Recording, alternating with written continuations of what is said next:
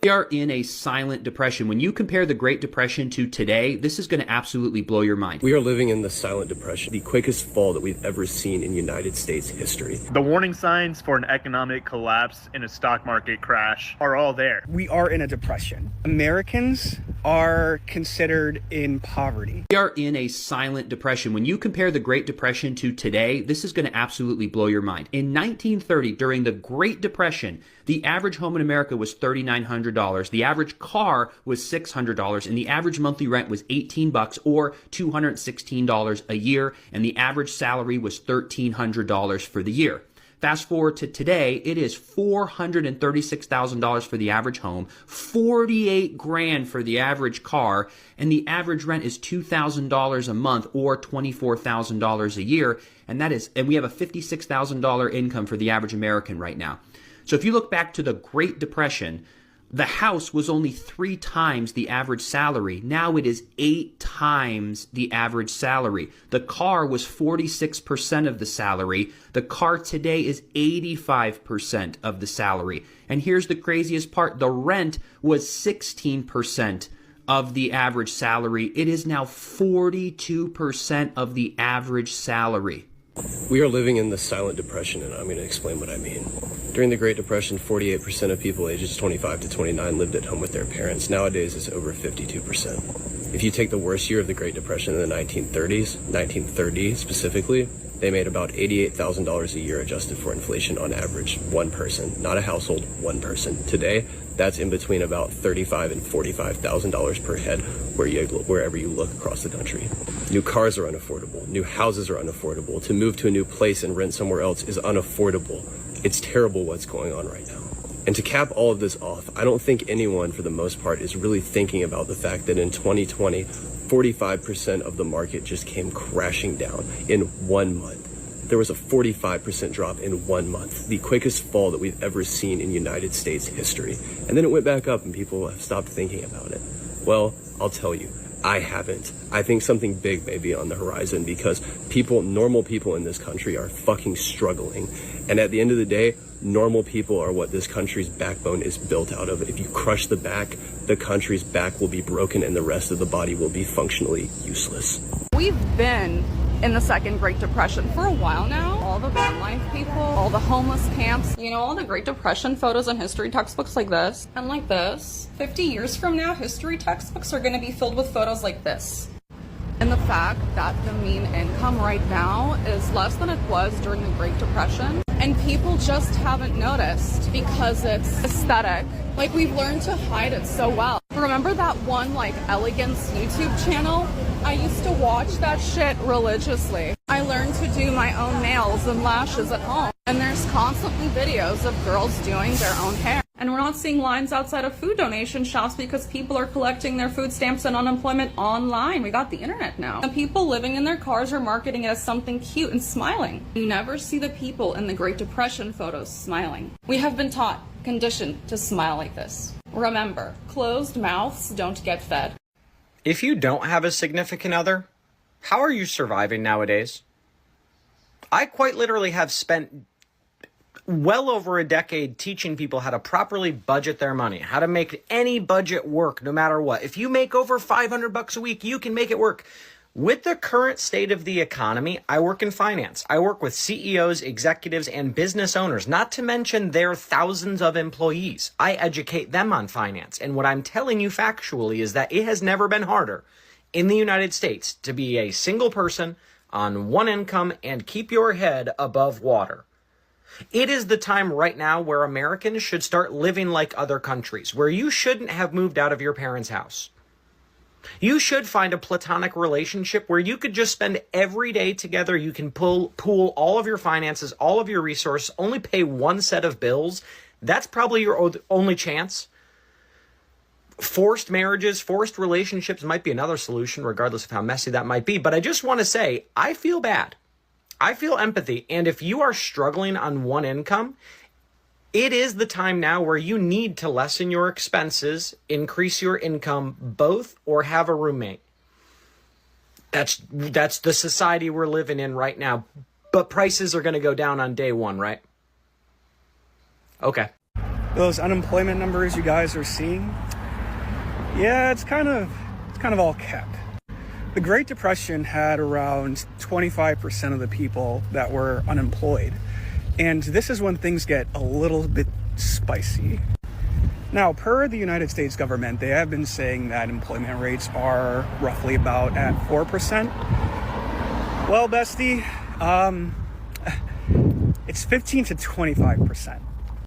Now, economists may say it depends on duration, but then when you already exceed, 15%, and then a majority of like the tabloids and even the news articles and the headlines are reporting that, the current unemployment rate is 4%, but per studies externally, it's actually at 7%. So we are in a depression. Not only has this systemic issue been damningly awful when it does come to just, for example, release the files. Bro, they can't even tell us how many of us are actually unemployed or not. Statistically, at least per my simulations and what I've ran and came across, is about 77% of, Americans are considered in poverty. Now, it's very scary to hear those numbers and to think like, hey, everything's going to be okay. And no, it's not going to be okay because the public is unaware, but you are now. 1 out of 4 people have been unemployed for 27 weeks or longer. 1 out of 4 people. That is 25% long-term unemployment rate. Most people are living paycheck to paycheck. Can you imagine being unemployed for 7 months? In addition, we are not creating jobs and companies are not hiring.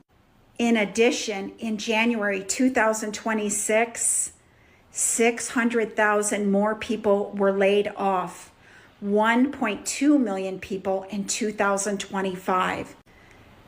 These are COVID level, pandemic level layoffs, recession level layoffs. If you did not know, most companies, their largest expense is their payroll. So cutting payroll is a temporary fix, but it definitely has a snowball effect in the company and long term. Have you been recently laid off? Have you been laid off? Are you one in these 4 people that have been unemployed for 27 weeks or longer? This is a classic example of a salary reset. We are in a silent depression and the government won't acknowledge what we're doing is because cost of living is way too high and these companies just can't keep up. They are laying everybody off and then rehiring people for like $20,000, $30,000, $40,000 less. They're basically resetting their entire structure and, all their entire internal team because that is what they need to do in order to make sure that the people at the top can still get paid what they've been promised to get paid to run the company. That's what's happening. And people aren't applying for jobs because they're like, wow, this is so much lower than I would work for. But people that just graduated college and maybe want entry-level jobs or the ones that are desperate are going to apply and are going to work there. Everything is pretty messed up. And the government won't acknowledge it, which is super duper. This just in that the United States added barely any jobs in all of 2025. U.S. job reports numbers were revised down by over 1 million jobs, which is the largest revision in at least 20 years. The U.S. economy on net only added a meager 180,000 jobs last year. Compare that to the 1.4 million we added in all of 2024. Add on the fact that Trump's tariffs costed the average American household $1,000 and will cost them $1,300 this year, or that this January saw the largest surge in layoffs we've seen in a start to a year since 2009. The warning signs for an economic collapse and a stock market crash are all there. You just have to pay attention. And don't hate me. I'm just the messenger. Foreclosures are up 32% in January of 2026. Compared to last January, 32% is truly diabolical. You pair that with credit card debt being at an all-time high. You can't pay your credit card bill, then you stop paying your mortgage. It's getting ugly, people. I really hope you guys got enough toilet paper. So I'm not sure why no one's talking about this right now, but the U.S. housing market just reached the most unaffordable level in U.S. history. Worse than 2008 crisis. The median cost for a home now is $415,000. 5 years ago, the median cost for a home is $270,000. That's an increase of 54%, while the wages only went up 29%. Think about it like this. You need the household income to be $127,000 just to qualify for the mortgage. The median household income now in the U.S. is $80,000. Not to mention existing home sales in 2025 came in at about $4.1 million. That's the lowest total of sales of homes in 30 years. Honestly, the economy crash is inevitable at this point. Hey, what's up, America? The United States economy is starting to show severe problems. So GDP growth here in the United States was expected to be as high as 4.2%, which that is excellent growth. But the actual GDP numbers that just dropped are pitiful. Like I said, we were expecting over 4.2%. It's been revised to 1.4%. Inflation is still 3% and slightly increasing. And believe it or not, economists are saying that this economy is 24% worse than Joe Biden's, which I disagree with that. In my entire life, I have never seen an economy as bad as Joe Biden's. But this is basically saying that prices are going higher, growth is starting to stagnate, wages are stagnating as well, costs are increasing, and with Donald Trump's tariff loss at the Supreme Court, we're going to be paying a great deal of money back as well. So it looks like this economy just took a turn for the worst, which is unfortunate. All right, I'm going to read you a few headlines here. As you can see, companies will be increasing prices, pretty much saying that the party's over. They're going to now be passing the increased cost, the inflation, the tariffs onto you, the consumer. My statistics show that we pay about 13% now more for goods and services as an average. Here is a list of coffee and many other items going up currently. As you can see, coffee has gone up 19%. Expect more higher prices as companies will now be passing on tariffs to you. As an example, there is a 25% tariff on new cars. We have a tariff, an extra tax on pretty much everything ranging from 10% to 147%. If you did not know, the U.S. importer pays the tariff and then gives it to the government. They are going to now be collecting 90% of that from you. You pay the tariff. It's a tax. It's the first time we've had tariffs since 1930. Free global trade is what a global economy needs. So now that the tariffs have been ruled illegal, the corporations have decided to do the boldest thing ever. They're going to sue the federal government for the tariffs that they had to pay. However, I remember those corporations saying they're not going to pay the tariffs. They're going to roll the cost onto the consumer. So we paid the tariffs. The companies are getting filthy fucking rich off of tariff revenue. And then they're going to sue the government for the illegal tariffs that we had to pay. And they profit again. So they took from us, then sue the government to take from us again. Like, am I getting this right? I mean, is this like a double tax again? Are we angry enough yet? I mean, have we ruled out that corporations and the government are the problem? And maybe we should boycott both? Tell me what you think, because this is the fucking vibe I get from these guys. Fuck them. So 70% of the American economy is consumer spending, and 60% of all wealth is owned by 10% of people in the United States, and about 50% of that is owned by the 1%. And these people can't support the economy anymore. We've been cut to the bone, They've sucked the marrow out. And now everyone is just walking around enraged, waiting to get fired. That's what's coming in January, February. More layoffs on the horizon. People are trying to please their bosses, but that's the thing. Their bosses won't be pleased until they replace every single one of us with automation. It's talked about openly on podcasts, at forums, in Davos. They can't wait to get rid of us. But here's the thing. They're too fucking loud. They're too fucking colorful. They're like piñatas at this point. They have all the money inside of them, and they won't let any of it out until we take it. I don't understand why people aren't rebelling at this point. There's nothing left to lose. I understand. You want to save up for a mythical thing in the future. Snowfall doesn't happen anymore. It was 70 degrees in so many different American cities, and all the presents you bought, your relatives, were put on a credit card. Be honest with yourself. And they're coming for your job next. What's it going to take? What's it fucking going to take? But we need this amendment. Anytime that long-term unemployment, which is anybody that's over 6 months without a job and not collecting unemployment, if that rate reaches over 5%, all millionaires are taxed at 99.9%. Create fucking jobs. You want your wealth? Create jobs. We are the wealthiest country to ever exist, and we have nothing to show for it. Our roads are dog shit. Our public transportation is crumbling or non-existent.